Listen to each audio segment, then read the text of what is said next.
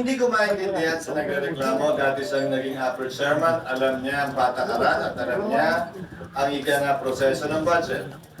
May mga kasama pang abogadong nagreklamo kaugnay nito, pero ito ang alam ko. Wala pang dineklarang unconstitutional na bicameral conference committee report. Wala pang dineklarang unconstitutional na committee report. Sa katunayan, wala pa yatang dinedemanda sa korte para ideklarang unconstitutional ang isang committee report o bicameral conference committee report. Ang dinedeklarang unconstitutional ay batas. Ngayon, yung batas na General Appropriations Act na produkto ng anumang committee o conference committee report o committee report ang kino-question. At kumpleto yung batas na yon, walang blanco, walang kulang, at yung amount ay nagsusuma. Unawain po ninyo. Ang budget ay may humigit kumulang 200,000 linya na may mga nakasulat na pamagat, titulo ng proyekto at amount. Hindi yun ganun kasimple na gawin o ginagawa. Kaya ang isa, kung mapapansin din nyo, pinakita nilang unang kopya na may pirma ako. Kasi nakikita kong kopya ngayon, wala na akong pirma, kaya hindi ko alam kung saan galing yun. Ay nakasaad doon na otorisado ang Committee on Appropriation and Finance na mag-correct, magpuno, maglagay, dahil posible na may nakaligtaan doon. So, sinabi din doon sa huling talata ng Bicameral Conference Committee Report, kapag ka may pagkakaiba ang GAA sa Bicameral Conference Committee Report, ang masusunod ay ang GAA, ang enrolled bill ng GAA.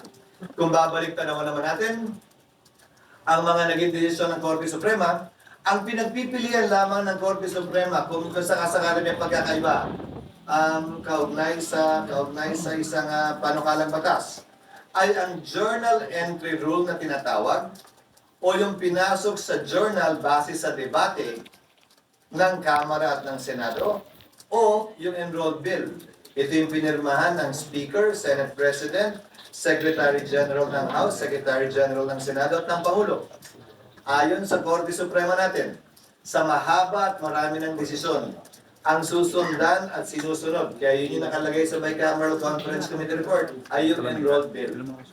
Yung pinirmahang bersyon ng batas ng Pangulo, ng leader ng Kamara at ng Senado at ng Secretary General ng dalawang Kamara. Yon ang mag-govern. Ngayon, kung may kulang doon, tama lamang na ito'y ma-question. Or, pag may nirelease dahil pinilin na blanks yun pagkatapos, tama lamang na hindi i-release yun, hindi payagan i-release yun. Pero hindi ang anumang basehan sa isang committee report na gaya ng sinabi ko.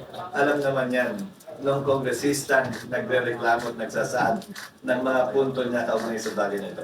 Yung pakalan po na may blanco, na permano po na hindi po siya enrolled bill. Hindi siya enrolled. Ang enrolled bill ay yung pinirmahan ng Pangulo sa Malacanang. Ang enrolled bill ay yung ganito kakapal na 3 volume yata yun kung hindi ako nagkakamali. Na ulitin ko, kulang-kulang ang mahigit 200,000 linya ang laman nun.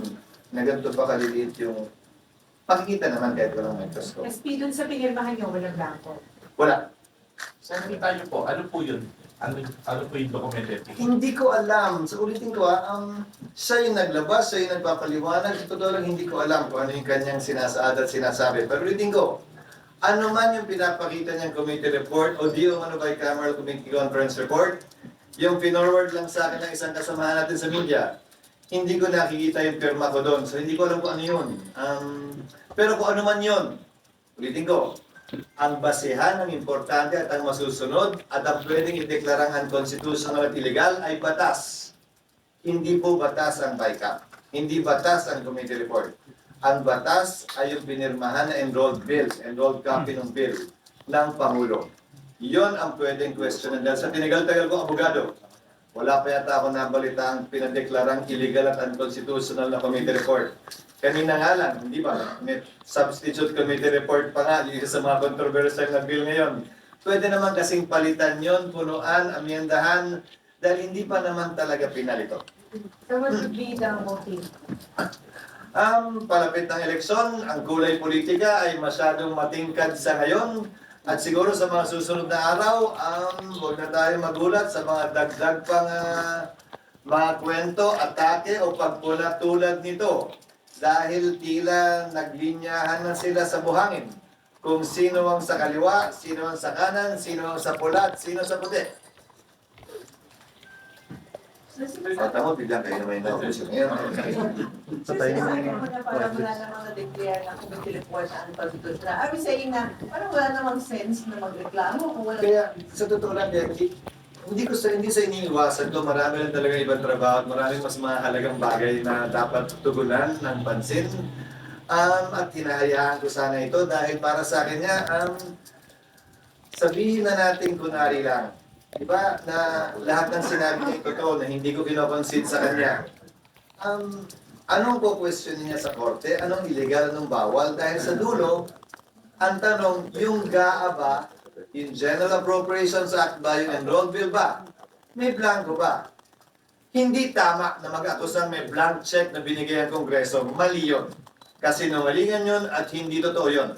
At kung blanco man yung nasa GAA, hindi pwedeng i-release ng DBM yun.